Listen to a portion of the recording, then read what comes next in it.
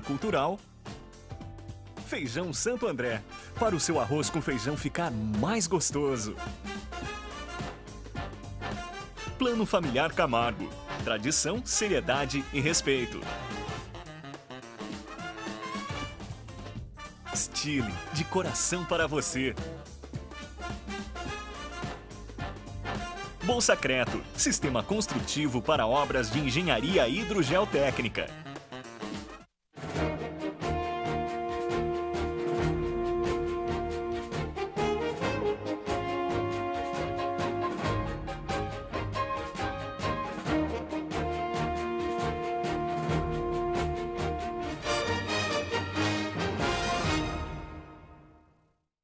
Boa tarde, Itapetininga. Começa agora mais um programa Telescópio, ao vivo dos estúdios da TVI para o canal 99 da NET e para o site tvitap.com.br.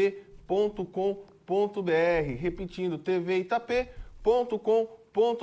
Você, telespectador que nos assiste, mande suas mensagens, mande suas perguntas, que nós teremos o prazer de lê-las aqui ao vivo no nosso programa e passá-las também aos nossos entrevistados. Nessa segunda-feira, 29 de julho, o frio passou em Itapetininga, né, pessoal? O sol de novo deu a cara na nossa cidade e a temperatura média hoje em nossa cidade é de 18 graus neste momento. Mas as noites em Itapetininga ainda prometem ser frias conforme o clima-tempo. Então você, itapetiningano que nos assiste, que vai estudar à noite, que vai precisar sair de casa, não esqueça de ir bem agasalhado. Segunda-feira também dia de jornais em Itapetininga. Temos aqui o Correio, que saiu na última sexta-feira, que tem aqui o Jornal Correio de Itapetininga, com a sua manchete de capa: prefeito tem 110 milhões em caixa. Ensino é bem avaliado, mas saúde é reprovada. Bolsa Família injeta na cidade 11 milhões por ano. Essas e outras notícias aí vocês podem acompanhar no Jornal Correio de Itapetininga. E nessa segunda-feira eu recebo aqui, para esse primeiro bloco aqui nos estúdios da TVI, a consultora em RH, Maria Carolina Guerino. Boa tarde, seja bem-vinda ao programa Telescópio. Obrigada, eu que agradeço a participação de estar aqui hoje. Mas antes de darmos continuidade a esse bate-papo com a Carol, né, como ela é conhecida, nós vamos aos nossos apoiadores culturais. Não saiam daí, voltamos já.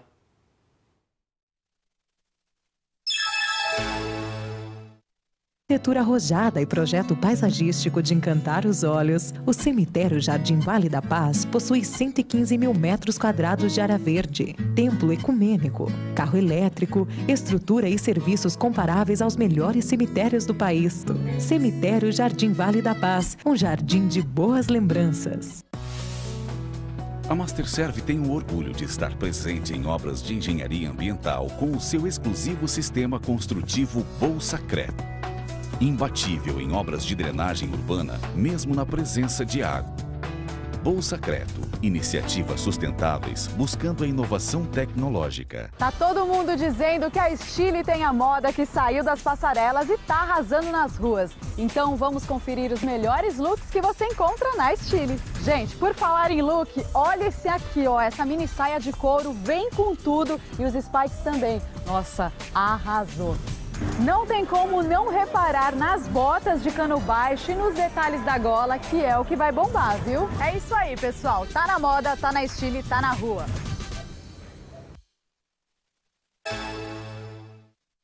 Voltamos em Itapetininga para mais um bloco do programa Telescópio. Lembrando que o nosso programa é um oferecimento do Bolsacreto, Plano Familiar Camargo, Lojas Stile e Café Santo André. Carol, você trabalhava numa grande empresa aqui em Itapetininga, na área de RH, né? E depois resolveu montar uma agência. O que aconteceu? O que levou você a ter essa mudança profissional aí em sua vida? Então, Maurício, eu tive a oportunidade, né, de trabalhar numa grande empresa de Itapetininga, na área de varejo. Fiquei 25 anos nessa empresa. E o ano passado eu cheguei a me aposentar. E como eu sou uma pessoa muito dinâmica, muito elétrica, não consigo ficar em casa, né? parti para montar alguma coisa para mim, uma empresa para mim. Como eu sou referência assim, na cidade de currículos de emprego, eu fui para a minha área e montei uma agência de emprego, que hoje é a Carol Empregos e Oportunidades. E nessa minha trajetória, porque antes eu trabalhava numa empresa particular, né? Uma empresa, hoje eu estou trabalhando na minha empresa. Eu digo assim que é muito bom eu ter a minha agência, né, a minha empresa. Acredito que que eu estou contribuindo para o desenvolvimento de Itapetininga, que ali nós contratamos. Também estou fazendo hoje treinamentos dentro da agência, né? E estou muito feliz nessa nova trajetória aí. E nessa empreitada aí, na área de recursos humanos, na área de empregos, né? Como que você hoje vê a questão de mercado, a oferta de empregos em Itapetininga? Acredito assim que até quando eu fui montar a agência, né? Algumas pessoas vieram e até nós conversamos sobre essa incoerência. Como que você vai montar uma agência de emprego numa cidade que não tem emprego, né? Mas hoje, com o tempo, com a agência, eu vejo assim que nós temos emprego. Itapetininga tem emprego. Tenho várias vagas lá ainda na agência sem preencher. Nós temos empregos. O que nós não temos, o que falta muito em Itapetininga é qualificação, né? Está faltando assim pessoas, profissionais qualificados, pessoas se qualificando. E quais são, né, essa carência de profissionais qualificados hoje aqui no nosso município? Olha, na área industrial mesmo, nós temos muita carência.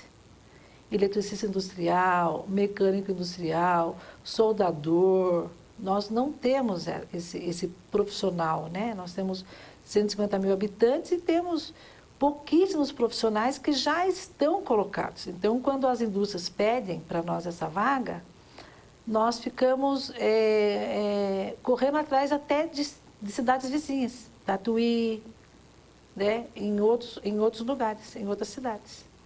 Carol, e você falou dessa falta de qualificação, né, dos profissionais aí no mercado, mas também, por outro lado, nós temos escolas, nós temos cursos que qualificam esses profissionais para que eles vão trabalhar nas empresas.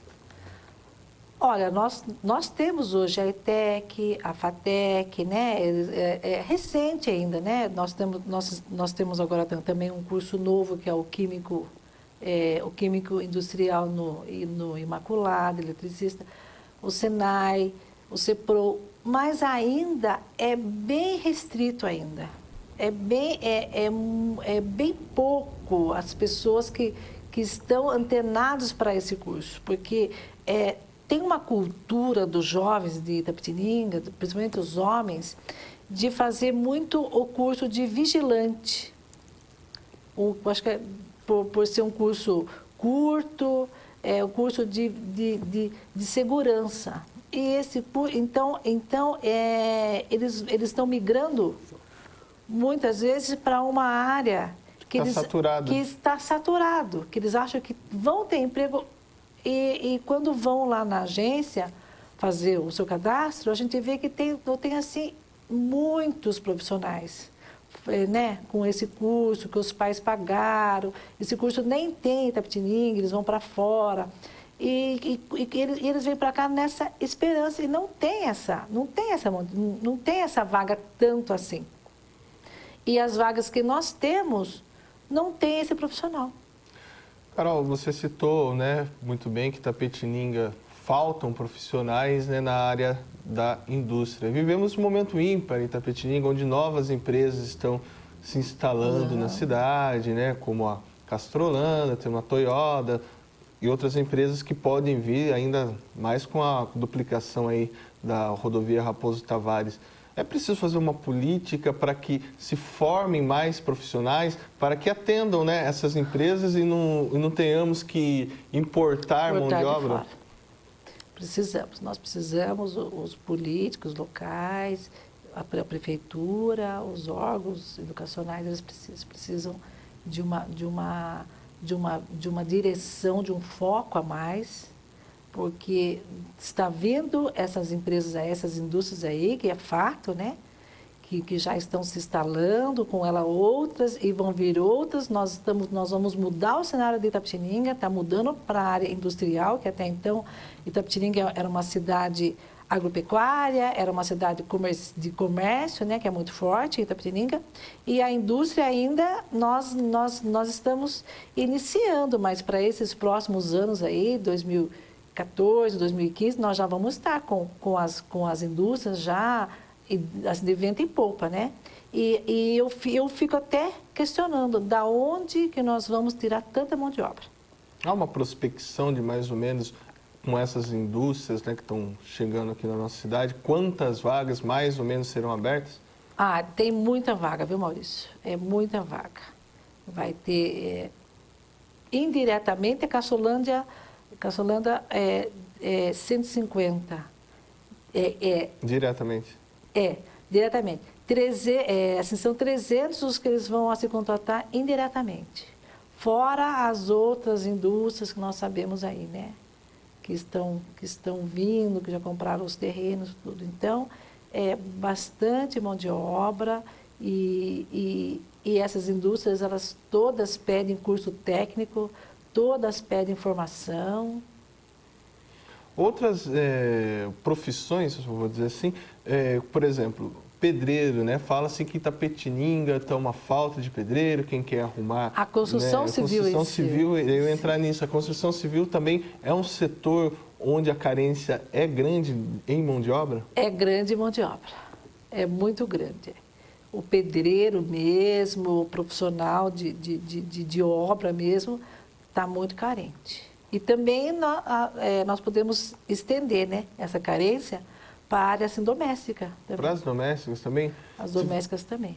Tivemos recentemente, né, a PEC das domésticas, Isso. né? O que aconteceu? Você percebeu alguma mudança aí no cenário de Itapetininga frente a essas novas leis, né, para contratação de empregadas domésticas? Olha, no começo assustou assim bastante. Tinha muitas donas de casas que me ligavam, que queriam assim, saber como que ia ser, como que iriam até se fazer com que as que estavam com elas lá, como que elas podiam entrar nessa legislação. Acredito assim, que no começo tudo assusta, né, Maurício? Tudo no começo assim, vira bicho, né? Mas depois, com o tempo, as coisas vão tomando o seu caminho, a sua trajetória, que é o certo, né? Então, as domésticas hoje, elas têm uma lei que as protege e ficou uma coisa formalizada. O que era informal ficou mais formalizado, né? A dona de casa hoje, ela sabe que o que mudou praticamente que ela vai ter que ter um livro de ponto, a doméstica vai ter que assinar, o horário. Quer ver? Né? Vamos fazer assim, se eu, por exemplo, hoje eu decido contratar uma doméstica, qual que seria o primeiro passo? O primeiro passo assim, seria de você fazer a inscrição dela, a carteira, né? Que seria você fazer o registro dela. E eu mesmo, sem ter um CNPJ, eu posso estar assinando? Você pode. Você faz o registro dessa doméstica. Você vai recolher o imposto todo, assim, tudo que ela tem assim, direito, né? Que é a legislação mesmo. E ela vai ter um horário, que antes era uma coisa informal, tinha umas que trabalhavam até menos do que teve donas de casa que falaram que as domésticas elas trabalhavam até menos do horário. E agora é um horário, né, que elas não podem ultrapassar as 44 horas semanais, né? Que são 4 horas. Se não trabalhar, pode trabalhar 4 horas assim aos sábados. Mas isso assustou no começo, porque agora eu já estou recebendo bastante pedido de vagas para doméstica e estou com dificuldade de encontrar essa mão de obra. Estou com bastante dificuldade, porque ainda, as domésticas ainda, né, esses profissionais ainda, elas têm ainda vamos dizer, essa insegurança, que ainda elas preferem ainda trabalhar numa empresa do que trabalhar numa casa assim de família. E hoje, pô, e daí, é a mesma coisa, quando a gente né? explica que a legislação é a mesma, que ela vai ter os mesmos direitos, muitas mudam assim de opinião. E querem trabalhar mesmo na casa assim de família. Mas muitas ainda, né, porque elas eram desprotegidas quando elas trabalhavam na casa assim de família. Hoje ela tem toda essa proteção. Então, acredito que vai melhorar muito para nós até adquirirmos pessoas até com mais, vamos dizer, conhecimento nessa área, porque não é porque é doméstica que não precisa ter esse conhecimento. Ela precisa ter um cursinho. Estou querendo assim montar esse curso na agência para as domésticas. De qualificação. De qualificação, umas coisas bem básicas, mas é muito importante. Você citou, né? A gente falou agora das domésticas, falamos também, né, da questão dos funcionários de construção civil, né? Isso. O que está acontecendo essa mudança hoje de paradigma que de Itapetininga, mas também se estende a nível nacional, no qual aquelas profissões, né, que a gente não queria, né? O pessoal não queria muito e tal, ficava muito baseado naquelas pessoas com baixo estudo, hoje nem tanto, né? Porque temos profissionais com estudo também trabalhando nessa área, mas que faça com que eles tenham ganhos, muitas vezes até maiores, né, do que quem tem um curso superior, enfim. Com certeza, eu acredito assim, muito, né, que o talento é o que conta muito. Uma pessoa talentosa é uma pessoa que que tudo que ela faz muito bem. Ela faz com perfeição. E muitas vezes essa pessoa talentosa, ela não tem tanto conhecimento técnico. Porque o talento é uma coisa nata, né? É uma coisa intrínseca dela. Então, ela tem esse talento para fazer aquilo. E ela faz muito melhor do que um profissional, do que uma pessoa que se especializou, que fez um curso, uma faculdade, ela faz muito bem. Hoje, quando as pessoas vão na sua agência, principalmente aquelas que estão iniciando na carreira, como é que elas chegam? Eu quero trabalhar como é que funciona? Principalmente aquela pessoa que não tem experiência no mercado. Então, eu falo muito, quando eu tenho essa oportunidade, ainda mais hoje que nós temos essa oportunidade de falar para as pessoas, né? Eu oriento muito nesse sentido. Quando você vai procurar um emprego, primeira coisa que você profissional tem que saber é o que você quer para você, né? Então, como nós temos o currículo online, as pessoas se cadastram pela agência e tem muitos que na hora de preencher esse cargo, essa função, eles colocam à disposição. Objetivo, né? Eles colocam à disposição, eles colocam aberto. Tive lá currículos que eu abri para analisar, estava lá, ou no cargo, na função, estava aberto. Estava à disposição, qualquer um, aonde tiver, né? Então, isso daí, eu falo assim, que quando você vai procurar uma profissão, um trabalho, né? Você é como se você fosse procurar um marido para você casar, como se fosse procurar uma mulher para você casar. Você não vai casar com qualquer uma ou com qualquer um. Então, você vai escolher, você vai ver dentro de todas as suas características, os seus valores, se aquela pessoa tem os mesmos que bate com você. É a mesma coisa o trabalho. O trabalho, essa analogia que eu faço, é a mesma coisa. Você vai casar com aquele trabalho. Então, aquilo, ele precisa estar dentro dos seus valores. Você precisa gostar do que você vai fazer, né? Você precisa ter paixão pelo que você vai fazer. Então, como que você vai ter paixão pelo que você vai trabalhar se nem você sabe? Até porque isso pode gerar uma infelicidade, né? Lógico, porque não é só o dinheiro, não é só o dinheiro que traz felicidade, né? A sua realização pessoal é muito maior. Então, eu oriento assim, que quando as empresas as lojas, os empresários ligam para a gente ou vão até a agência pedir um profissional para uma vaga, eles já vão direcionar o que eles querem. Nenhuma indústria, nenhuma empresa, nenhuma loja ou um empresário chegou para nós e falou assim, olha, eu quero que você me mande aí à disposição.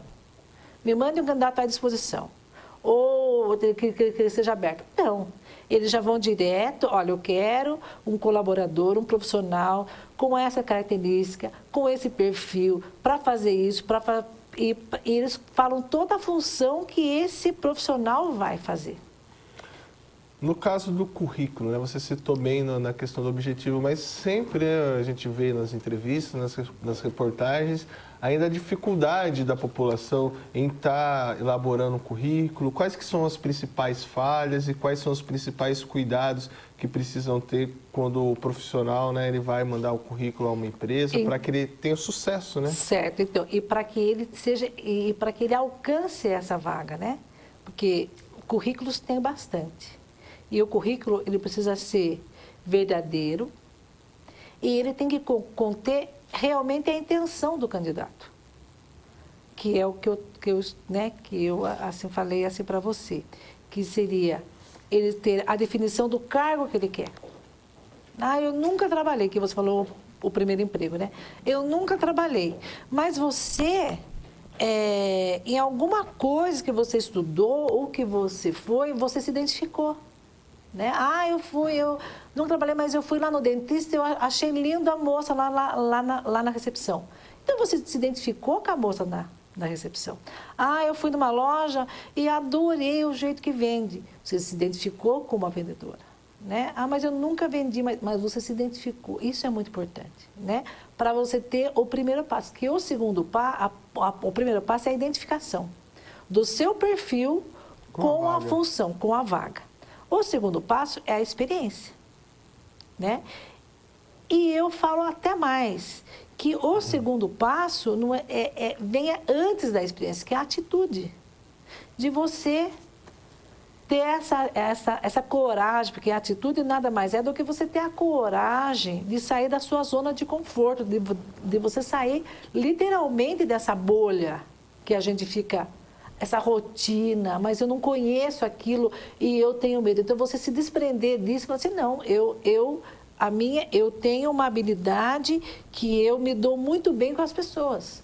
Eu gosto de negociação, eu gosto admiro os profissionais que estão em alguma área e eu quero partir para isso daí. E daí... é a primeira coisa que precisa colocar lá nesse currículo, que é o primeiro emprego. Eu não tenho a experiência, mas eu tenho muita vontade e eu gostaria de trabalhar nessa área. E os problemas como ortografia, né? Isso atrapalha muito também na hora do empregador escolher qual profissional ele vai contratar, né? Muito. Eu fiz recentemente, eu fiz várias seleções e numa delas eu coloquei prova, uma avaliação de português. Redação? E uma redação, coloquei. E daí você vê assim, a dificuldade, né, que os jovens, principalmente os jovens, têm de se expressar uma ideia, esses de concluir... que estão saindo agora do ensino médio? Isso, de concluir uma ideia é bem chocante mesmo. Porque você sabe que a internet hoje, né, eles estão teclando, né, não estão mais escrevendo, estão teclando e essa linguagem aí, o português está bem aquém. E isso atrapalha, né? No caso, por exemplo, a pessoa almeja um trabalho, vamos dizer, numa escola relacionado a algo que ele precisa escrever. Por exemplo, uma recepcionista, ela precisa escrever cartas, ela precisa, né? Aí essa pessoa manda um currículo que ela quer ser uma recepcionista e às vezes, lógico, ninguém é professor, né, de português, mas às vezes com erros básicos. Com erros básicos, erros básicos. E isso pode interferir na contratação dessa pessoa. Nossa, interfere muito. Porque quem me pediu essa vaga queria uma letra bonita, né, uma caligrafia visível, clara, queria um português, né? não perfeito, como você falou, mas dentro assim, dos padrões, né? Com menos erros possíveis. E infelizmente, os jovens não estão tão preparados assim. E na hora da entrevista também nós falamos dos erros ortográficos, né? Mas também tem o erro da fala, né? Por exemplo, você não vai falar com a sua entrevistadora, né? Falando, nós vai, por exemplo. Isso. Então, porque na redação, porque quem escreve errado, fala errado. Né? Então, na redação, você já vê quem usa essa forma, né? Então, procurar mesmo o português correto, né? Pode ser que até na casa é um vício falar nós, né? Até na casa as pessoas têm essa mania, Itapetininga é muito assim, né? Tá friozinho, tá, né? Tem algumas linguagens do interior, mas procurar o possível falar dentro do contexto de português. Porque vai numa recepção, vai atender um telefone numa empresa, vai responder um e-mail, né? Como que vai estar usando uma ortografia errada? Desqualifica. E uma das coisas também, Maurício, muito, vamos dizer, muito importante para nós estarmos falando, já que você tocou nesse assunto de entrevista, eu digo assim que a postura profissional é muito importante. Por exemplo, como assim você fala dessa questão da postura? Da postura, porque você vai para uma entrevista de emprego, né? A primeira comunicação que você vai ter com o empregador ali, com o avaliador, com o entrevistador, é a sua comunicação visual, né? Então, a comunicação visual, ela fala muito mais, ela fala muito antes da sua comunicação verbal. Até você falar um bom dia, primeiro você tem que se mostrar, né? Então, como que tem que ser essa comunicação visual? Um cabelo bem penteado, limpo, escovado, uma maquiagem, né? Então, quando vai lá, eu dou muito essas dicas. E quando você vai numa entrevista, você tem que se portar, né, com roupas adequadas à entrevista. Independente da função, né? Às vezes a pessoa pensa que ela vai para uma função talvez de menor expressão, mas ela precisa também ir, né? Bem, porque barba feita, claro, cabelo... isso, a barba feita, o cabelo, né, arrumado. As mulheres também não ir tão com visual vulgar, né? Com roupas vulgares, decotadas, mini saia, shorts, né? E dentro assim de um padrão. E qual que é o conselho que você dá para aquela pessoa que hoje está procurando o seu primeiro emprego? O conselho que eu dou é que leia bastante,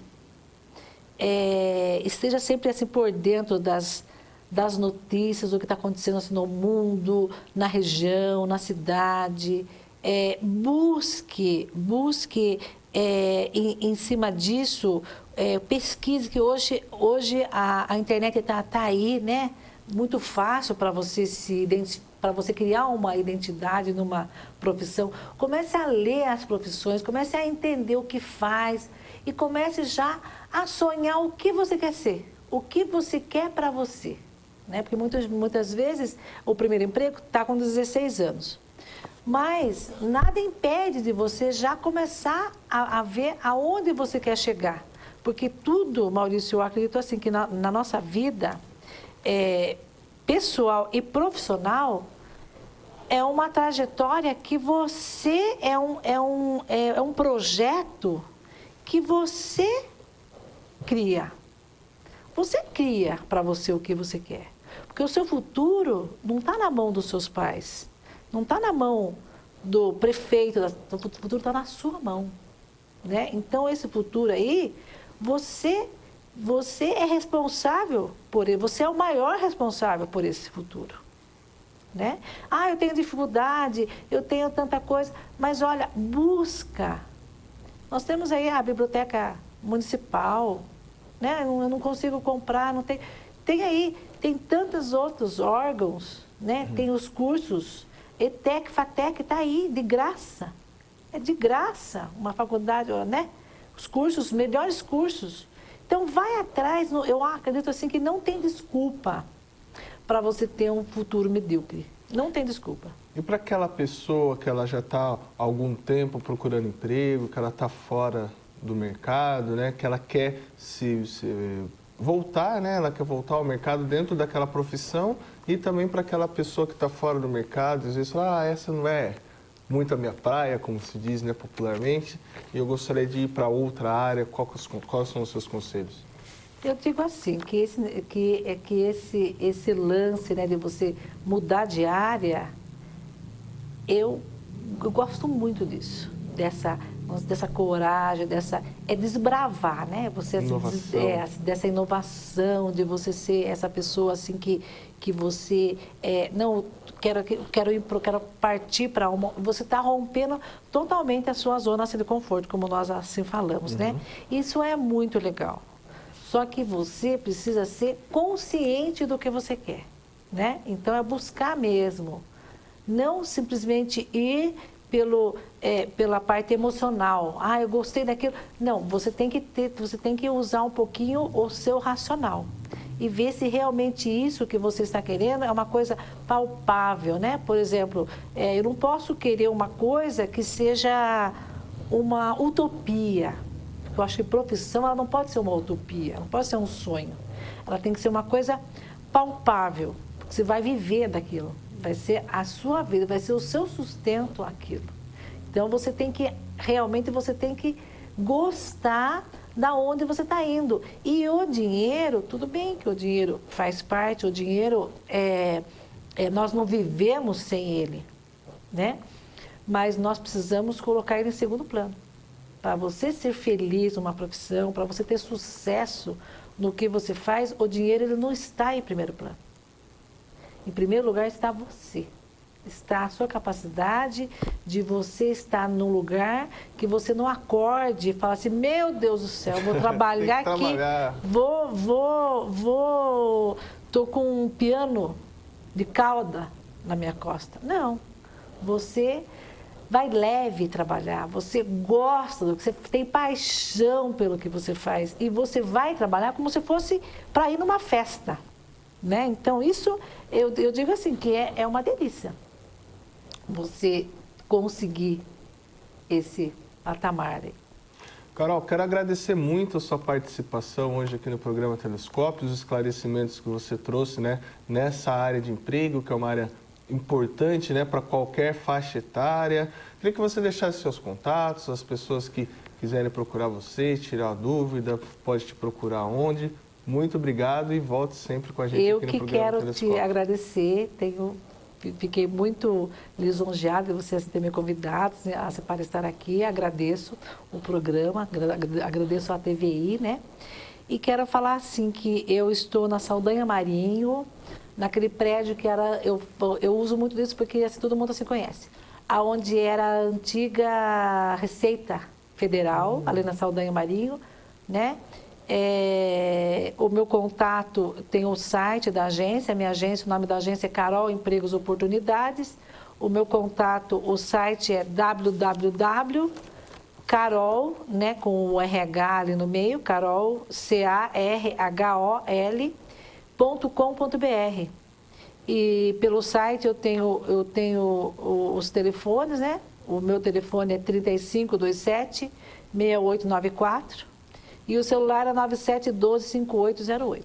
E tenho o maior prazer de poder receber quem for, quem quiser esclarecer, os pais, né, que têm os filhos menores que querem trabalhar, as pessoas que estão desempregados. Eu digo assim, que nós fazemos de tudo para vocês se colocarem. O resto só depende de vocês. Obrigado, Carol. Nós vamos aos nossos apoiadores culturais. Não saiam daí, voltamos no próximo bloco com o deputado Alcides Amazonas.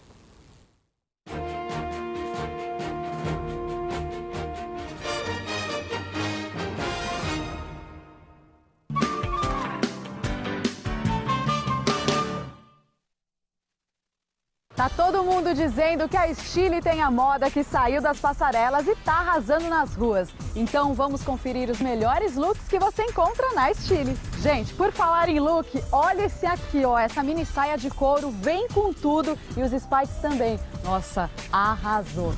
Não tem como não reparar nas botas de cano baixo e nos detalhes da gola, que é o que vai bombar, viu? É isso aí, pessoal. Tá na moda, tá na Stile, tá na rua.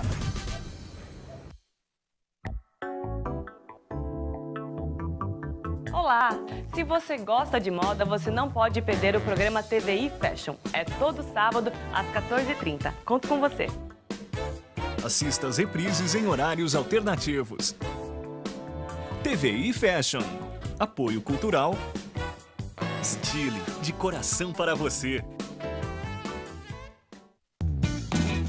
E aí, vai ficar com medinho de agulha? Ligue e agende sua doação.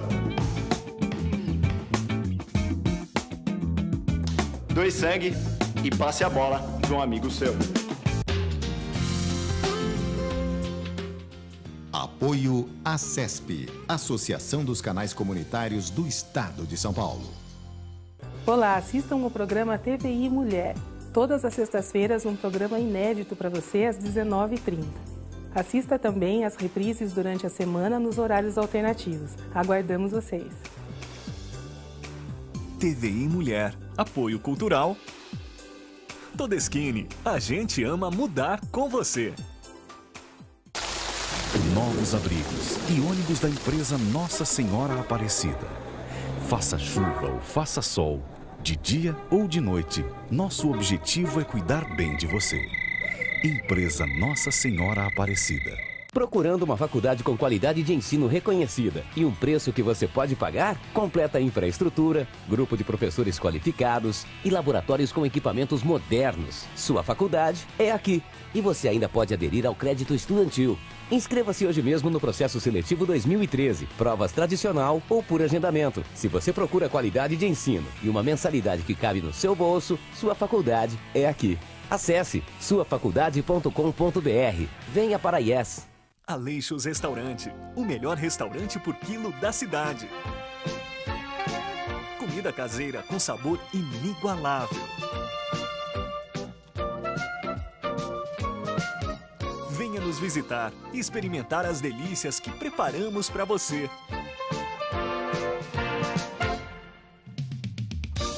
Aleixos Restaurante, 3273-2014, Avenida José de Almeida Carvalho, 1165.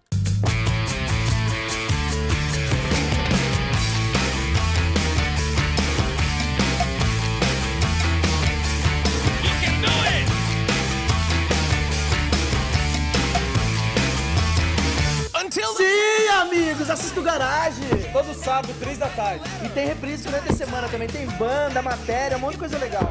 Né? Impressionante. Garage. Impressionante, é nóis. Apoio cultural. GA Instrumentos Musicais, Rua Monsenhor Soares, 531, Centro.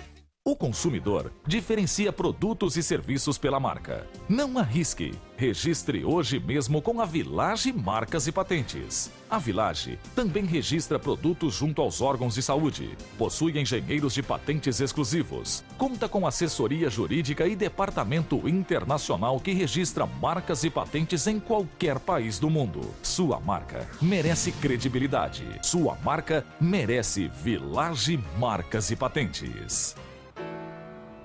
A Catedral de Itapetininga faz parte da história do nosso povo. Esse belo templo foi construído por nossos pais, nossos antepassados. E hoje nós podemos fazer parte desta história. Queremos então restaurar este belo templo para que por muitos anos continue servindo para aqui se realizar então o encontro do divino com o humano. Nós contamos com a sua ajuda, nós contamos com a sua colaboração. Queremos fazer com que este templo possa servir para nossos filhos, nossas famílias, para que aqui então muitas pessoas possam realizar aqui o seu encontro pessoal com Jesus. Nós precisamos da sua colaboração. Ajude-nos a restaurar a nossa catedral.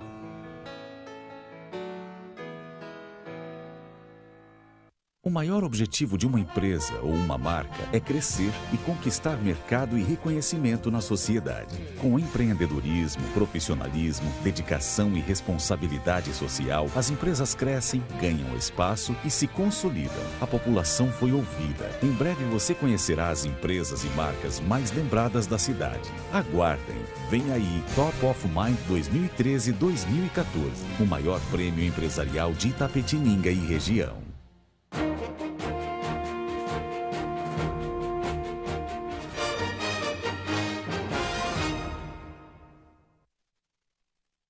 Voltamos em Itapetininga com mais um bloco do programa Telescópio. Lembrando que o nosso programa é um oferecimento do Bolsacreto, Plano Familiar Camargo, Lojas Estile e Café Santo André. Para esse segundo bloco, tenho o prazer de receber aqui nos nossos estúdios a visita do deputado estadual Alcides Amazonas, que está aqui na nossa cidade hoje com uma programação bem legal com o PCdoB. Bem-vindo ao programa Telescópio, deputado. Boa tarde. Boa tarde, Maurício. Eu agradeço a você e toda a equipe aqui pela essa oportunidade de estar participando desse programa nessa minha visita aqui em Itapetininga. É uma grande honra para mim estar aqui dando essa entrevista. O senhor, antes de ser deputado, foi vereador na cidade de São Paulo, né? E se elegeu aí com mais de 27 mil votos, né? Como que está sendo essa experiência aí como deputado estadual? O que o senhor já aprendeu, ou está aprendendo, melhor dizendo, nesses 7 primeiros meses aí de mandato? Bom, eu tenho uma trajetória de mais de 20 anos no movimento sindical, na área do transporte público, lá na capital. Eu fui cobrador de ônibus, motorista, me orgulho disso. E também tive a oportunidade de exercer o mandato de vereador na gestão da prefeita Marta Suplicy, que hoje é ministra da Cultura do governo Dilma. E também tive a oportunidade, nos últimos 7 anos, de dirigir o escritório da ANP em São Paulo, da Agência Nacional do Petróleo. Fui coordenador-geral de fiscalização. Em 2010 eu disputei as eleições, fiquei na primeira suplência. E agora, em 2012, com as eleições de prefeito, o deputado Pedro Bigardi, que compunha a bancada do PCdoB, foi eleito prefeito de Jundiaí. Então abriu a possibilidade de eu assumir o mandato de deputado estadual. Estamos no início do mandato, é um mandato aberto, participativo e um mandato popular. Seja porque sou do PCdoB, seja porque, por conta da minha origem de trabalhador, de operário, de militante do movimento popular. Então, nosso mandato é um mandato popular. A minha expectativa na Assembleia tem sido muito positiva, já tenho tomado ali um conjunto de iniciativas. Eu criei a Frente Parlamentar em Defesa dos Trabalhadores em Transportes, eu componho lá a Comissão de Infraestrutura da Assembleia e também a Comissão de Trabalho. São importantes comissões que ajudam a gente a pensar as cidades, pensar o Estado de São Paulo. Sou da oposição ao governo, da base de oposição. Agora, nós fazemos oposição consequente. Nós, não é porque nós somos de um partido e o governo Alckmin é de outro que a gente vai fazer oposição sistemática contra tudo e contra todos. Não, a gente faz política com amplitude. Aquilo que for bom, nós aprovamos, apoiamos, e aquilo que for nocivo, que for ruim para a população, obviamente a gente vai procurar debater e apresentar as nossas propostas para melhorar os projetos que chegam na Assembleia Legislativa. Portanto, a minha expectativa é muito positiva nesse início de mandato na Assembleia de São Paulo. O senhor citou que o senhor trabalha bem, né? Também um dos trabalhos é essa questão do transporte, né? E o senhor houve naquele período dessas manifestações recentes por causa dos 20 centavos do aumento do transporte público em São Paulo, que o prefeito Haddad, né, tirando esses 20 centavos, ele mandaria embora os cobradores, né, de ônibus. O que houve? Aí o pessoal foi ao seu gabinete, procurou o senhor. Eu gostaria que o senhor explicasse para a gente o que houve nesse contexto. Bom, esse debate, como diria o Lula, nunca antes na história desse país se debateu tanto o sistema de transporte, que começou com uma mobilização do movimento Passe Livre contra o reajuste de 20 centavos nas tarifas de ônibus na capital. Esse movimento ganhou as ruas e depois também ganhou outras bandeiras. E tanto a prefeitura da capital quanto o governador Alckmin, tanto o Haddad como o Alckmin, foram obrigados depois de forte pressão das ruas, das manifestações que ocorreram com muita força na capital e também em diversas cidades do interior e do nosso país, foram então obrigados a reduzir a tarifa em 20 centavos. Isso suscitou um outro debate, né? Os governantes disseram o seguinte, que para reduzir aqueles 20 centavos teria que ter alguma compensação, tirar dinheiro de algum investimento ou mesmo alguns jornais em São Paulo chegaram a divulgar, depois o governo negou, de que os cobradores de ônibus seriam demitidos. Lá em São Paulo tem uma lei que eu fiz em 2002, aliás em 2001, quando eu fui vereador na capital, é a Lei 3.207. Essa lei garante o emprego dos mais de 20 mil cobradores de ônibus na capital. Então o governo reafirmou que respeitaria essa lei, mas de qualquer forma sempre tem uma pressão dos próprios empresários que só pensam no lucro, né? E se tiver que cortar de algum lugar, eles vão querer cortar exatamente nos empregos dos trabalhadores. E aí não tem jeito, precisa ter mobilização e para fazer respeitar a lei que nós fizemos lá na capital. E eu tenho conversado também com diversos vereadores de outras cidades, com alguns prefeitos, no sentido de criar mecanismos para garantir o emprego desses trabalhadores. Até porque o cobrador de ônibus, ele não é um mero passador de troco, ele é um agente social dentro do ônibus. Ele auxilia o motorista, ele auxilia a população, uma mulher grávida, uma pessoa obesa, ou seja, ele tem múltiplas funções dentro do ônibus, não é só cobrar, né? Se acabar o dinheiro, se acabar ali o pagamento em dinheiro, ele pode ser demitido? Não, por isso é que eu fiz essa lei e esse projeto de lei eu também já apresentei na Assembleia. Não só o projeto que garante o emprego dos cobradores, mas eu também apresentei um projeto que também é lei na capital, é aquele projeto que obriga as empresas de ônibus a acabar com os ônibus de motor dianteiro e colocar ônibus com motor traseiro em toda a frota. Na capital, por exemplo, nós temos 15 mil ônibus e por força de uma lei de minha autoria, essas empresas estão substituindo esses ônibus por ônibus mais modernos, garantindo uma qualidade no sistema, melhorando as condições ali das viagens dos usuários, mas também garantindo saúde para os motoristas e cobradores. Para quem não sabe, o motorista de ônibus que dirige um ônibus por 25, 30 anos, ele tem um conjunto de doenças provocadas pelo barulho e pela quentura do motor. Portanto, é uma lei que tem um alcance importante, que vai garantir mais saúde para os operadores. Ainda falando na questão dos transportes, né, o senhor também fez uma lei relacionada à questão do descanso aos caminhoneiros, né? O que vem acontecendo com os caminhoneiros aí no Brasil? Eles andam trabalhando muito e isso vem causando bastante acidentes. Falta, melhor dizendo, legislação que controle, né, que tenha um controle referente ao trabalho deles junto às empresas. Na realidade, no final do ano passado, a presidenta Dilma Rousseff, ela sancionou uma lei. Essa lei, ela regulamenta a profissão de motorista de ônibus, caminhoneiros, enfim, de todos os motoristas do país inteiro. E na regulamentação dessa lei, na aprovação dessa lei, tem um conjunto de normas que melhora as condições de vida dos motoristas. Entre elas está lá garantido que cada motorista tem que parar de 4 em 4 horas por 30 minutos nas estradas para poder descansar. Com isso, você vai reduzir muitos acidentes, porque tem muitos acidentes que ocorrem nas rodovias, porque os motoristas de carreta, de ônibus, dirigem 18, às vezes até 20 horas ininterruptamente, isso provocando acidentes, porque ele dorme no volante. Alguns, para ficar acordado, tomam até rebite para poder se manter acordado. Então, a Dilma, preocupada com isso, fez essa lei e regulamentou. Mas, infelizmente, alguns setores da economia, principalmente do agronegócio, eles fizeram um grande movimento, estão fazendo uma pressão em cima do Congresso Nacional para fazer mudanças nessa lei, no sentido de retirar essas 4 horas, esse intervalo de 4 em 4 horas.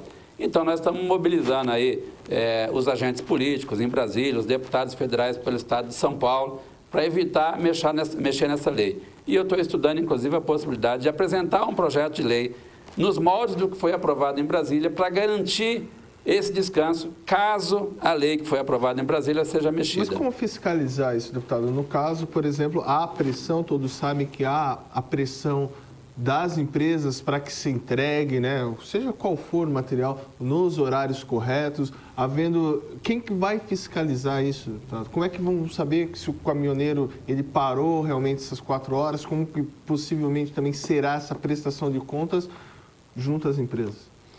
A fiscalização parece complexa, mas ela é bastante simples. Basta você ter o tacógrafo no carro. Ali no tacógrafo você tem ali de quanto em quanto tempo você parou, por quanto minuto você ficou parado. Aquilo é inviolável e o tacógrafo conta a história da sua viagem.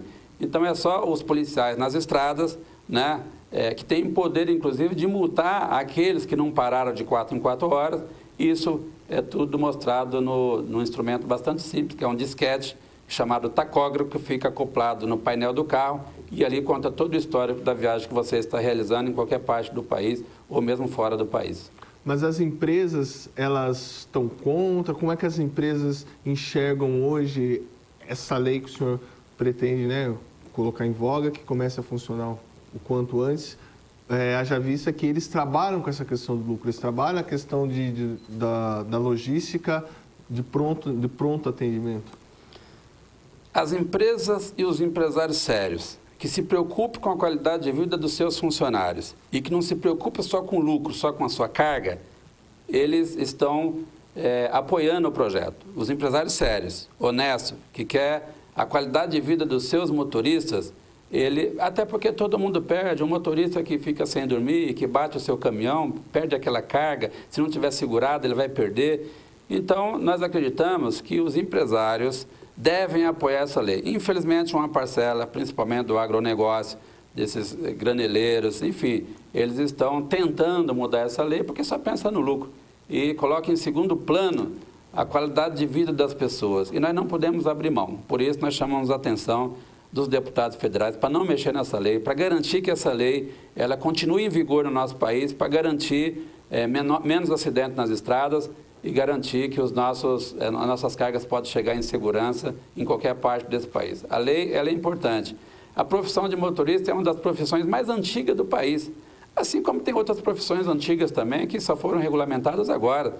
Podia falar aqui da profissão das domésticas, né, que existe há tanto tempo, só agora foi regulamentado. E tem muita gente que é contra. É contra porque se acostumou ali tratar as pessoas de qualquer jeito, com trabalho precário, trabalho semi-escravidão. Então, a regulamentação de profissão é sempre boa. Então, é uma conquista a regulamentação da profissão dos motoristas e nós não podemos abrir mão. Antes de darmos continuidade ao bate-papo aqui com o deputado do PCdoB, Alcides Amazonas, vamos aos nossos apoiadores culturais. Não peguem no controle, não saiam daí, voltamos já.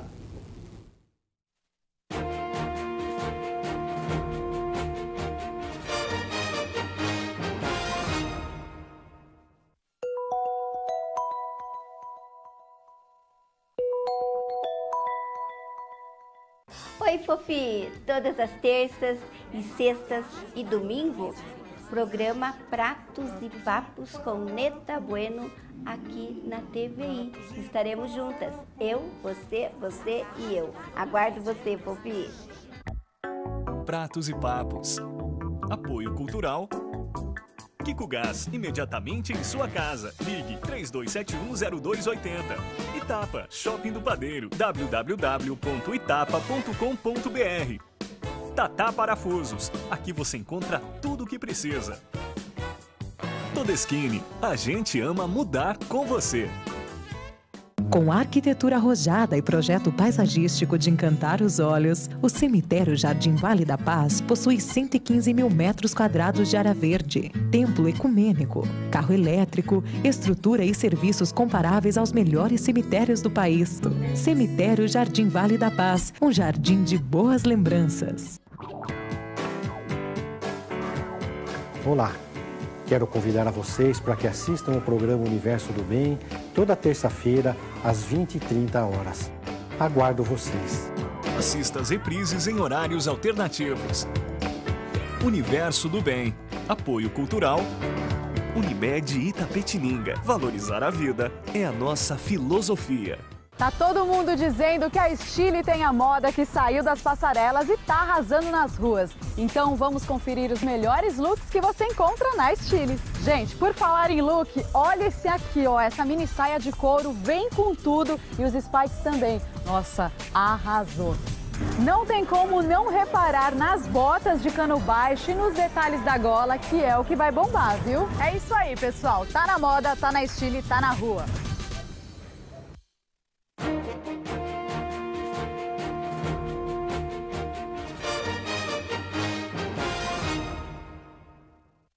Voltamos em Itapetininga com mais um bloco do programa Telescópio. Lembrando que o nosso programa é um oferecimento do Bolsa Creto, Plano Familiar Camargo, Lojas Stile e Café Santander. Nessa segunda-feira tem a honra aqui de receber o deputado estadual pelo PCdoB, Alcides Amazonas, que está conversando um pouco conosco, com você, telespectador, sobre o seu mandato, explicando um pouco dos seus trabalhos lá em São Paulo. Eu queria perguntar, deputado, para o município, qual que é a importância de um deputado estadual? Olha, como o município depende de recursos que vêm do governo federal e que também que vêm do governo estadual, e esse recurso pode vir através de emendas parlamentares, então a importância do deputado é grande. Além das articulações políticas, de indicações de obras que podem ser feitas na cidade. Tem um instrumento que a gente pode fazer indicações para o governador, para construir uma obra, um hospital, uma creche, uma ponte, enfim.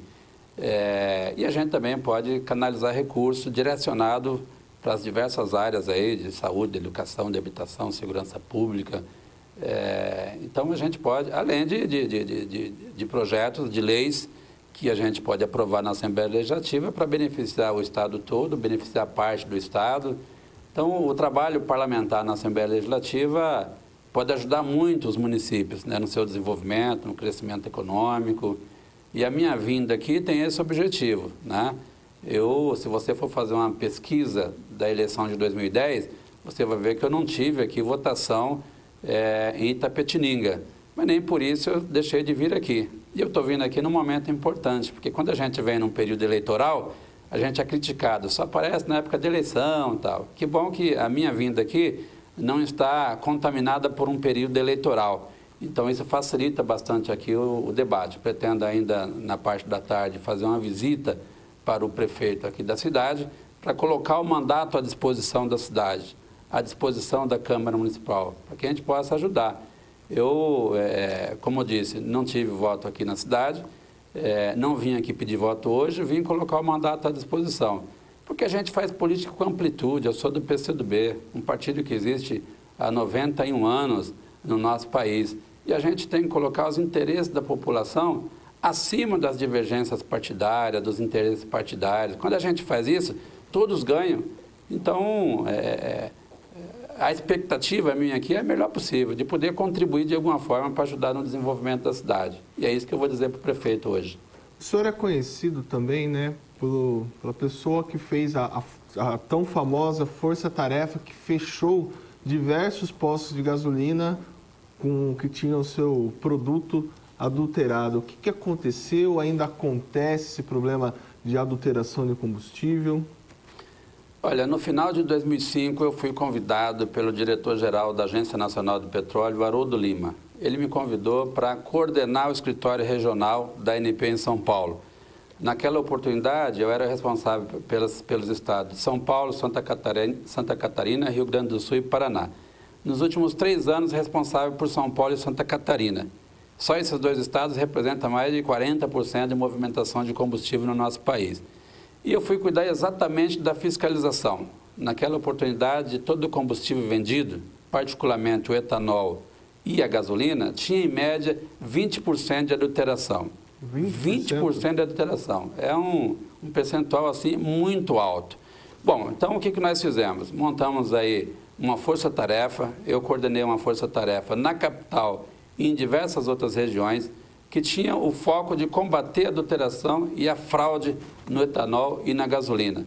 E nós tivemos um grande êxito ao longo desses anos. Nós fechamos mais de 650 postos de combustível em todo o estado, mais de 200 só na capital, e nós conseguimos reduzir ao longo desse período de 20% para 1,5%, 2% o índice de adulteração. Esse índice de 2% de adulteração mostra que o nosso produto hoje está bem, porque você pega os países da Europa, tem em média um índice de 2% de adulteração nos combustíveis, em diversos países da Europa. Então, o nosso combustível aqui no país hoje está bem melhor. Mas nós não podemos baixar a guarda. Eu deixei a ANP agora no comecinho de janeiro para assumir o mandato de deputado, mas ficou lá uma pessoa que assumiu a chefia de fiscalização no meu lugar, e eles então, junto com o Francisco Nelson, junto com a equipe ali, tem a responsabilidade de dar prosseguimento nesse trabalho.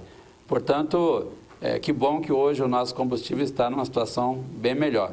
Mas se baixar a guarda, volta a adulteração de novo. Por isso é bom ficarmos atentos. E eu queria registrar aqui que dessa força-tarefa participaram, além da Polícia Federal, em diversas operações, mas a Secretaria Estadual da Fazenda, diversas prefeituras, com destaque para a Prefeitura de São Paulo, através do CONTRU, que me ajudou bastante nesse trabalho, além da Polícia Civil, do IPEM, do PROCON, enfim, foram parceiros estratégicos que ajudou a gente melhorar o mercado de combustível em todo o estado de São Paulo.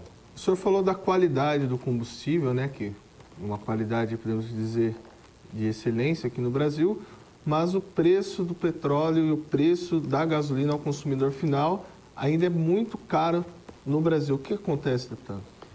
Olha, é até uma contradição, né? O país que descobre o pré-sal, o país que daqui a algum tempo pode estar aí entre os 10 maiores produtores de petróleo do planeta.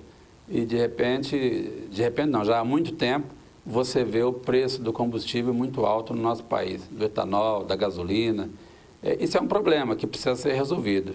Com a descoberta do pré-sal, a nossa expectativa é que a gente possa, a médio e longo prazo, ter uma redução no preço do combustível para o consumidor final. Nós achamos que isso pode ocorrer. Agora, para isso ocorrer, é necessária a redução dos impostos. O nosso combustível, assim como as demais mercadorias que é comercializado no país, é muito caro em função dos impostos.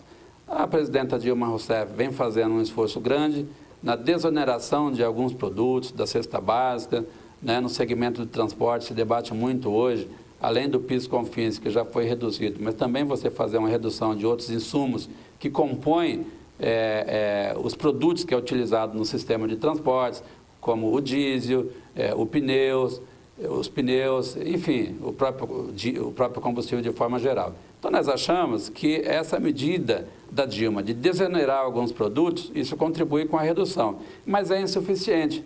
O que nós precisamos mesmo no nosso país é uma reforma tributária profunda, né? Porque nós pagamos muitos impostos e isso acaba encarecendo o preço de todos os produtos, e a gasolina e o álcool, o etanol no caso, é um exemplo disso. Então, para resolver isso definitivamente, precisaríamos ter uma reforma. E o recado das ruas aí indica isso, que é necessário a gente ter diversas reformas estruturais e uma delas é a reforma tributária. O PCdoB iniciou, né, através da UNE, através de outros movimentos estudantil, né, que parte do dinheiro, na verdade, começou com 50% do pré-sal fosse destinado à educação. Mas o que acontece hoje no Brasil é que a gente vê essa guerra, né, entre os estados por causa da questão dos royalties dos petróleos. Eu queria saber qual que é a posição do PCdoB frente à divisão dos royalties do petróleo.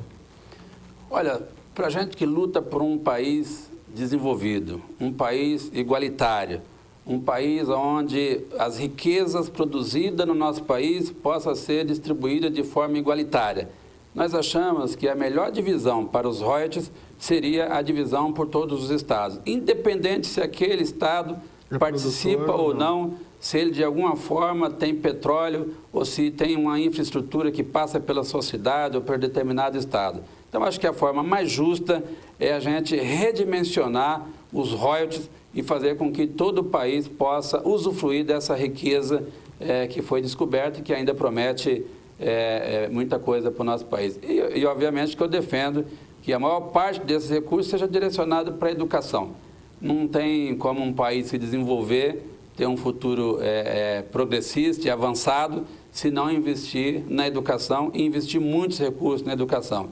Educação gratuita, de qualidade, universidade pública para o nosso povo, que já desfruta de universidade pública hoje, graças à política implementado nesses 10 anos pelo Lula e pela Dilma, mas ainda é insuficiente. Nós achamos que as riquezas produzidas, não só pelo pré-sal, mas todas as riquezas que produzimos no nosso país têm que ser melhor distribuídas. Então, acho que a melhor forma disso acontecer é você distribuir em todo o país e não só para os estados produtores.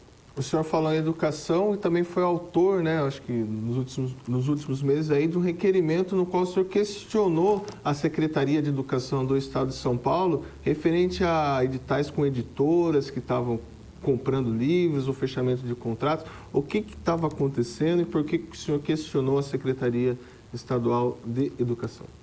Nós achamos que aquela licitação estava comprometida. Nós achamos que aquela licitação estava direcionada, porque os critérios estabelecidos para a compra de livros, tinha critérios ali parecendo que estava sendo direcionado para essa ou aquela editora, né, pelas condições que foi estabelecida.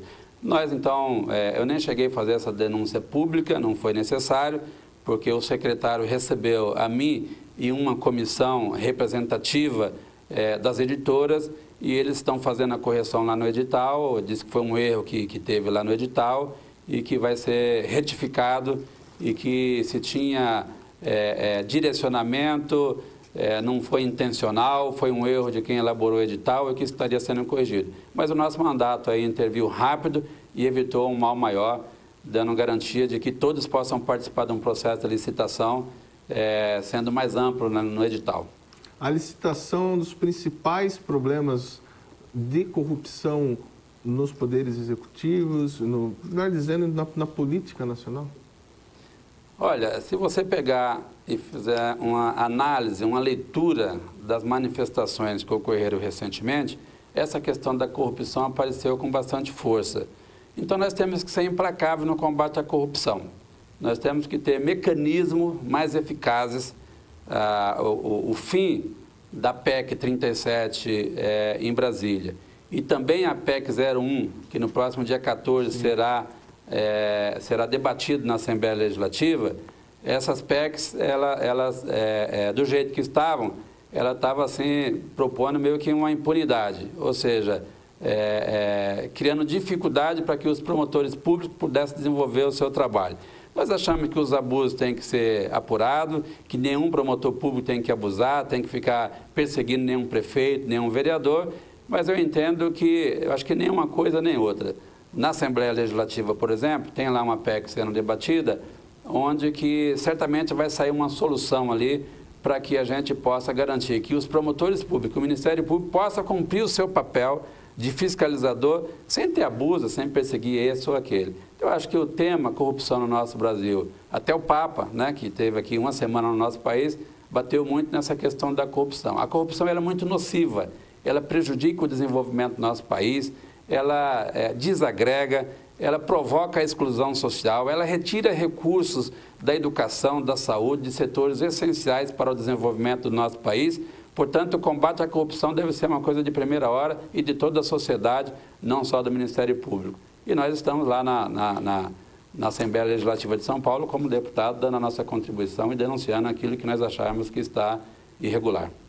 Antes de darmos continuidade, aqui o bate-papo com o deputado estadual Alcides Amazonas. Vamos aos nossos apoiadores culturais. Não saiam daí, voltamos já.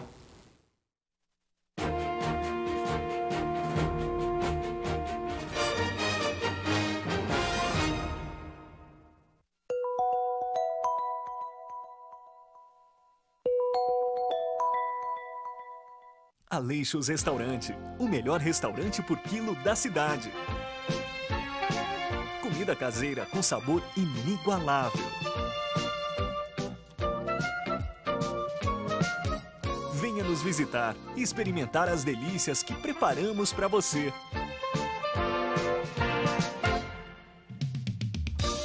Aleixos Restaurante, 3273-2014, Avenida José de Almeida Carvalho, 1165. Você sabia que a Unimed Itapetininga tem a melhor qualidade de imagem em tomografia multislice, ultrassom, radiografia, mamografia e eletrocardiograma? Unimed Itapetininga, tecnologia e precisão nos diagnósticos por imagem.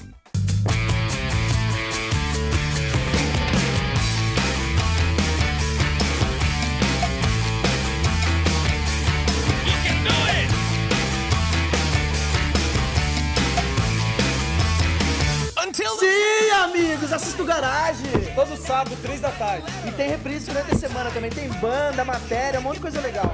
Impressionante, caralho. Impressionante, é nóis. Apoio Cultural. GA Instrumentos Musicais. Rua Monsenhor Soares, 531, Centro. Tá todo mundo dizendo que a Stile tem a moda que saiu das passarelas e tá arrasando nas ruas. Então vamos conferir os melhores looks que você encontra na Stile. Gente, por falar em look, olha esse aqui, ó, essa mini saia de couro vem com tudo e os spikes também. Nossa, arrasou. Não tem como não reparar nas botas de cano baixo e nos detalhes da gola, que é o que vai bombar, viu? É isso aí, pessoal. Tá na moda, tá na Stile, tá na rua. A Masterserv tem o orgulho de estar presente em obras de engenharia ambiental com o seu exclusivo sistema construtivo Bolsacret. Imbatível em obras de drenagem urbana, mesmo na presença de água. Bolsacreto, iniciativas sustentáveis buscando a inovação tecnológica.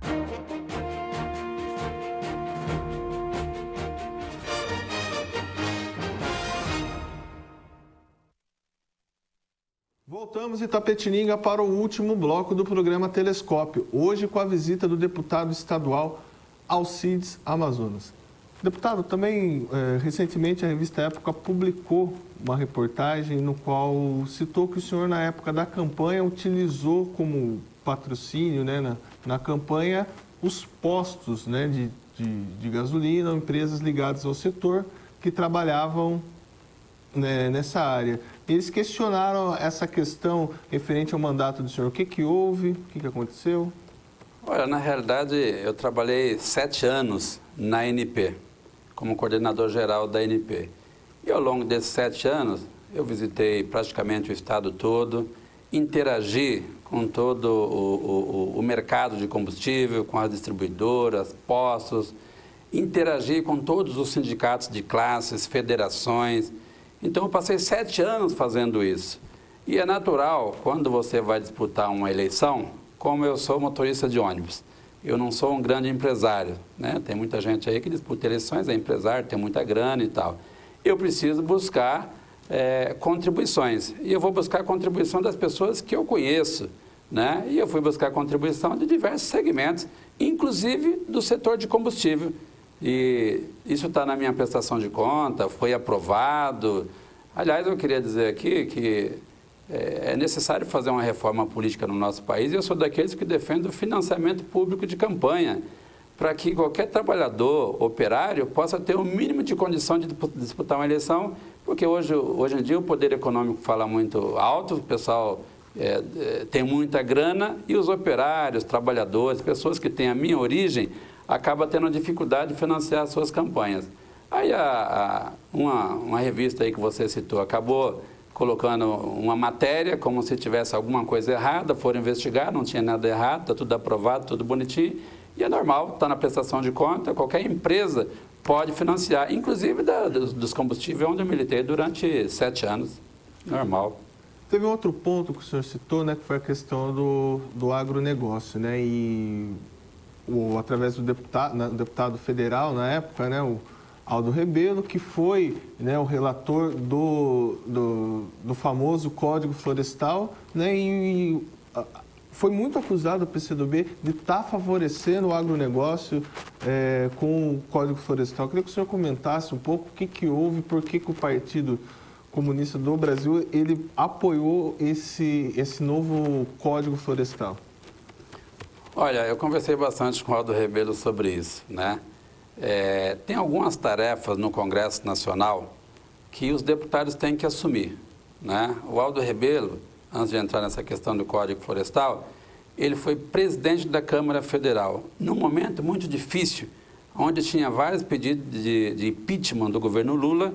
O Aldo Rebelo, num Congresso de 513 deputados, o Aldo Rebelo, numa bancada do PCdoB de 12 deputados, e o Aldo foi chamado para ser o presidente da Câmara Federal. Logo depois do Severino, teve aquela confusão toda. Bom, o Aldo aceitou o desafio e fez um excelente trabalho e contribuiu para que não tivesse uma crise no nosso país com a deposição do governo Lula naquele momento. O Aldo Rebelo, ele sempre é chamado para tocar as grandes questões nacionais que tem muita dificuldade. E o Código Florestal não foi diferente. O pessoal olhou no Congresso Nacional, quem é que vai tocar essa questão para ser o relator desse projeto do Código Florestal? Puxaram o Aldo Rebelo, porque o Aldo Rebelo ele consegue transitar em todos os partidos políticos, nos diversos segmentos econômicos, e ele conseguiu conciliar os diversos interesses. Não tinha jeito, se você não faz um relatório com aquela proposição, você não conseguiria ter aprovado, criaria uma crise ali naquele setor.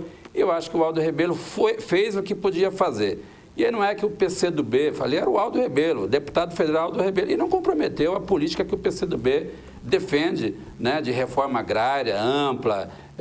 O PCdoB não vai abrir mão daquilo que defende. Mas foi contra, por exemplo, no caso da absolvição daqueles que desmataram, foi contra a proposta do MST. O MST gostaria que os desmatadores fossem culpados, né? Daí, tanto que se fala que, por isso que o PCdoB atendeu aos interesses do agronegócio do que o interesse, no caso, dos plantadores familiares. O PCdoB, o Aldo Rebelo procurou fazer uma grande conciliação nacional ali, procurando, ele não consegue atender os interesses 100% do MST e nem 100% os interesses do agronegócio. Então foi feita uma composição. Tem setores que saiu bem, outros não tão bem, mas esse é o papel de um relator, que não consegue agradar 100%. Acho que o Aldo cumpriu um grande papel, não conseguiu agradar todo mundo, mas conseguiu entregar um relatório que foi aprovado depois pelo Congresso Nacional, com pequenas alterações ali de última hora. Na reforma política, né, que se falou depois das manifestações, que ia se fazer já, ia se fazer para amanhã, ia ser muito rápido, meio que parou. E o PCdoB, junto com o Partido dos Trabalhadores, ficaram meio que sozinhos, né, para que se fosse feita esse ano ainda algumas propostas da reforma política. O que aconteceu, deputado? Olha, nós achamos o seguinte, seria bom que o Congresso Nacional estivesse unificado nessas questões nacionais de reformas. Nós defendemos desde sempre que é necessário fazer reformas estruturais profundas no nosso país. A reforma política é uma delas, mas é necessário ter a reforma trabalhista, a reforma tributária, a reforma agrária, e a reforma política está na ordem do dia, porque isso tem surgido muito nessas manifestações pelo Brasil inteiro. Infelizmente, nós não conseguimos construir esse consenso com todos os partidos lá em Brasília. Mas o PT, PDT e, se eu não me engano, o PSB, são os partidos que estão defendendo que a gente tenha plebiscito e reformas de imediato, para ter repercussão já em 2014, porque entende que a sociedade está demandando isso, tem urgência isso já deveria ter ocorrido há bastante tempo. Mas, infelizmente, isso ainda é um debate que está rolando nesse momento. O PCdoB continua, junto com o PT, defendendo a urgência dessas reformas. E o Congresso agora está em recesso, ao votar do recesso, vai enfrentar esse debate novamente. E espero que tenha uma saída ali que seja bom para todo mundo. E principalmente para a população do Brasil, para os jovens, para os estudantes que saíram às ruas agora com um conjunto de bandeiras. Essa é apenas uma das bandeiras que apareceram. Mas tem um conjunto de outras bandeiras que apareceu com muita força. Combate à corrupção, mais investimento na saúde, mais investimento na educação, transparência nas ações dos governantes, enfim. E creio que, na volta do recesso, esse tema vai aparecer com muita força novamente e vai ter que ser dada uma resposta. Que seja feito agora ou não, mas precisa ser feito. Nós defendemos que seja feito agora, já. Essa questão também, né, outras questões também da reforma política, que a população pediu, né, veio às ruas, mas os políticos pareciam que não estavam tão preparados para essa manifestação que nasceu na internet, que depois tomou as ruas de São Paulo. Hoje os políticos têm que se preocupar com a internet. É importante que eles saibam o que está acontecendo na internet, porque eles serão cobrados dentro dos mandatos, serão cobrados nas ruas também, e essa informação ela se dissemina de forma avassaladora pela internet. Olha, Maurício, nos últimos 10 anos nós tivemos avanço significativo no desenvolvimento do nosso país. Se você pegar essa crise que nós estamos vivendo na Europa, né, que já dura 12, 13 anos, é uma crise que demonstra um desemprego muito alto, falta de investimento. Então, eu acho o seguinte, que para evitar que o nosso país tenha uma crise que está ocorrendo na Europa, é necessário fazer investimentos pesados. Nós temos aí cerca de 22%, 23%, até 27% de desemprego em alguns países. Nos últimos 10 anos, nós conseguimos reduzir o desemprego no nosso país para algo em torno de 5%. Nós já estamos numa situação que podemos chamar de, tecnicamente, de pleno emprego, além de outras coisas boas que ocorreram no nosso país. Agora, o que diz as ruas? Você tinha uma insatisfação represada, que explodiu, né, no mês de junho, de diversas formas. Começou ali com os 20 centavos da tarifa, depois foram surgindo outras bandeiras no país inteiro. Algumas cidades, pegando São Paulo e o estado de São Paulo, teve que reduzir as tarifas ali de ônibus, do metrô, de trem, em seguida reduziu, não fez o reajuste da tarifa de pedágio. Então nós achamos o seguinte, que o recado das ruas foi muito claro, que os governantes precisam governar mais sintonizado com a juventude. E uma das formas de fazer isso é pela internet, né? Você, quando teve as diretas já, ou quando nós tivemos o impeachment do Collor, quando milhões de pessoas foram às ruas, você não tinha ainda o advento da internet com tanta força, estava surgindo. Então, hoje você tem a internet, que é um instrumento eficaz, moderno, rápido de se comunicar, e que os governantes também precisam interagir, precisa estar sintonizado com o que pensa a juventude. Essa juventude, que uma média de 25 anos de idade, não participou do Fora Collor, não participou das diretas já, seus pais sim, né? Então, hoje, inclusive, é mais fácil você garantir a mobilização de 20 mil, 50 mil, 100 mil, 300 mil pessoas lá no Rio de Janeiro, com o reforço da internet, que é um meio rápido de comunicação. Mas a forma de comunicação não importa muito. O que importa é que os governantes estejam sintonizados com aquilo que pensa o nosso povo. A Dilma, rapidamente, fez um pronunciamento nacional e disse, olha, estou ouvindo vocês, viu? As vozes das ruas é ouvida pelo meu governo. E já tomou um conjunto de medidas, né? Algumas foram aplaudidas, outras estão em debate, mas tomou algumas medidas. Isso não pode parar por aí, né? Ela liberou 50 bilhões de reais para investimento na mobilidade urbana. As vidas das grandes cidades estão muito degradadas, você tem muito trânsito, você tem poluição, você tem pouca mobilidade, você tem, enfim, um conjunto de coisas que não melhora a qualidade de vida. Então, isso uma hora explode, e explodiu.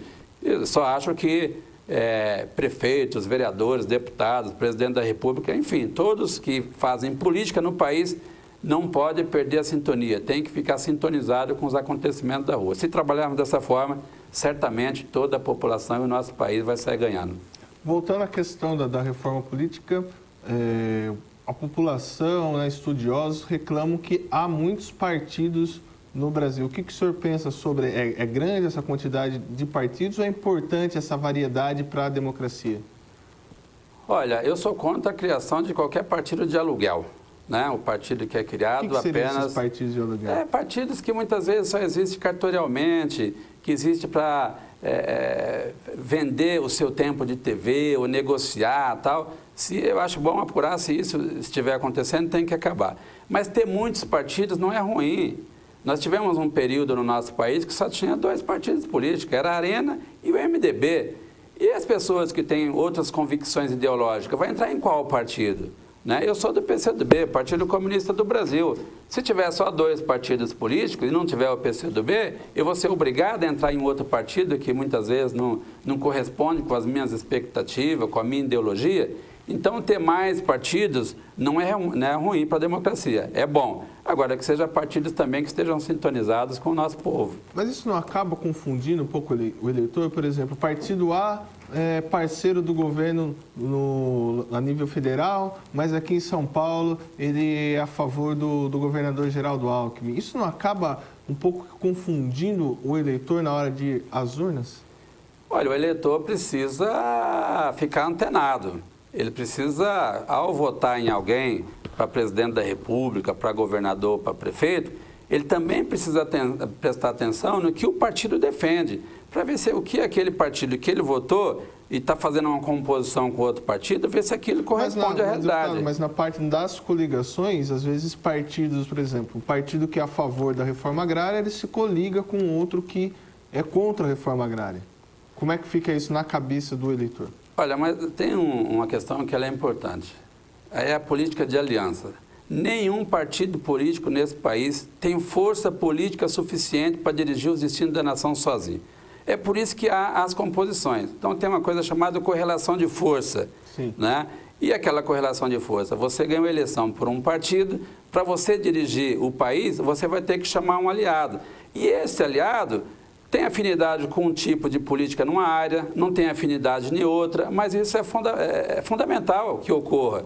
Porque se tivesse afinidade em tudo, estaria no mesmo partido, não estaria em outro partido. Você está em outro partido porque tem pensamentos ideológicos diferentes. E você faz composição para governar. Você não faz composição... Você tem partido socialista, partido ainda defende o neoliberalismo, você tem partidos de esquerda, de direita, de centro, e muitas vezes, é lógico que tem situações muito complicadas, esdrúxulas. Por exemplo, o vice-governador de São Paulo, ele fez uma composição com o PSDB do Alckmin, ganhou as eleições e agora está, além de ser vice-governador, ele está no ministério do governo Dilma. É um debate que está se fazendo, inclusive, na Assembleia, tem um pedido lá, inclusive, de impeachment do vice-governador. Afif Domingues. Do Afif, exatamente. Então, agora, no geral, as composições, se todo mundo pensasse do mesmo jeito, tinha só um partido ou dois, porque isso é ruim. É isso que eu falo que confunde, por exemplo, também temos o PT aqui, que nas últimas eleições para a Prefeitura de São Paulo fez uma parceria com o Maluf, que foi historicamente era um adversário do Partido dos Trabalhadores. Agora, você faz, é verdade, você faz essas composições em torno de um programa. Você bota ali 10 partidos políticos, agora você tem um programa. E aqueles partidos políticos que estão compondo aquela frente para ganhar aquela eleição, tem que ter um entendimento minimamente daquele programa. Os pensamentos ideológicos de cada partido, isso fica preservado. Agora, o programa que o eleitor está votando, todos aqueles partidos estão defendendo, se estiver defendendo, está correto. O que não pode é fazer uma composição e na hora de tomar posse fica cada um puxando de um lado. Não, você tem um programa que foi eleito com aquelas siglas partidárias e todos precisam estar comprometidos com aquele programa. Deputado, no próximo ano teremos eleições, né? O senhor pretende se candidatar de novo, a continuar a ser candidato trabalhando como deputado estadual? E também se o partido, se o PCdoB, ele pretende lançar candidato próprio ao governo do estado de São Paulo? Olha, o PCdoB ainda está debatendo esse assunto. Nós achamos que esse vento que soprou em 2012, com muita renovação, que partiu da capital, né? Onde o Haddad foi eleito prefeito, junto com a Nádia Campeão, que é do PCdoB, na capital, nós achamos que esse vento que soprou lá em São Paulo pode também soprar em 2014. O Alckmin certamente vai buscar a eleição com seus aliados, o PT vai buscar a eleição com seus aliados, o PCdoB vai dialogar com o PT, provavelmente a gente vai fazer uma composição com o PT, ainda estamos debatendo esse assunto. Vamos lançar uma chapa própria de deputados estaduais, com cerca de 80, 90 candidatos a deputados estaduais. Vou buscar a reeleição. Eu tenho meio mandato, porque eu tomei posse agora no começo do ano, espero ter um mandato inteiro. Em 2014 eu vou buscar a reeleição, espero ter 4 anos de mandato. E as forças políticas estão se movimentando. Essa situação nova das manifestações deu uma mexida geral nesse processo todo. Então, você tem candidaturas que ainda não está posta, mas daqui a pouco vai aparecer. E o PCdoB certamente comprou uma frente mais avançada, uma frente de esquerda, para disputar as eleições de 2014 no estado de São Paulo. E no plano federal, nós achamos que esse processo que iniciou em 2003 com Lula, né, e que foi dado continuidade com Dilma agora, que completou 10 anos de governo democrático, popular, com uma visão mais avançada, uma visão mais progressista, nós achamos que isso deva continuar. Então, nós achamos que é muito importante para o país a reeleição da Dilma. Sabemos que tem grupos internos do PT que procura colocar o nome do Lula, vira e mexe o nome do Lula aparece, É lógico que o Lula deixou o governo com quase 80% de aprovação. É natural que o nome dele, de vez em quando, aparece como um possível candidato à presidência da República de novo. Mas ainda está cedo, as pesquisas que saiu agora mostrou que os governantes todos caíram, caiu Alckmin, caiu Dilma, caiu todo mundo, mas esse é um momento passageiro, nós achamos que daqui a pouco essas placas tectônicas que deu uma chacoalhada devem voltar ao seu normal. Deputado, nosso programa está chegando ao fim, hoje haverá uma atividade do PCdoB aqui na nossa cidade, o programa está aberto ao senhor para convidar os nossos telespectadores. Olha, hoje o dia vai ser uma agenda bastante carregada. Vou fazer aqui uma visita ao prefeito de Fiore. Eu estou aqui fazendo uma visita aqui também, acompanhado com o nosso presidente do PCdoB aqui, que é o Darcy, presidente do PCdoB aqui da cidade. Estou aqui também com o Edson, que é do PMDB, que está ajudando aqui na nossa agenda, na nossa mobilização. E à noite nós temos aí, como o PCdoB está realizando seu 13º Congresso, hoje vai ter a Conferência Municipal do PCdoB de Itapetininga, que vai ser na Câmara Municipal às 19 horas. E aproveito aqui para convidar todos aqueles que quiserem assistir essa atividade que vai ocorrer às 19 horas na Câmara Municipal. Eu estarei lá também prestigiando. Então eu aproveito aqui para agradecer o convite, coloco o meu mandato à disposição aqui da cidade, do prefeito, da Câmara Municipal, o que eu puder ajudar como deputado estadual no desenvolvimento da cidade de Itapetininga, estarei aqui à disposição, sempre que for acionado. Obrigado, deputado. Obrigado a você, telespectador. E amanhã, a partir do 12h30, estaremos de volta com o programa Telescópio. Mas não perca hoje, a partir das 2h30, a partir das 14h30, o programa Camisa 99 com meu amigo Milton Neri, com meu amigo Vitor Oliveira aí, que o pessoal não entende nada de futebol, mas falam bastante. Também, às 18 horas, o meu amigo Gustavo Gurgel estará comandando a nave Cidade Livre, um dos principais programas da nossa região que discute a política nacional, estadual e municipal. Fique com Deus e até amanhã com mais um programa Telescópio. Boa tarde a todos.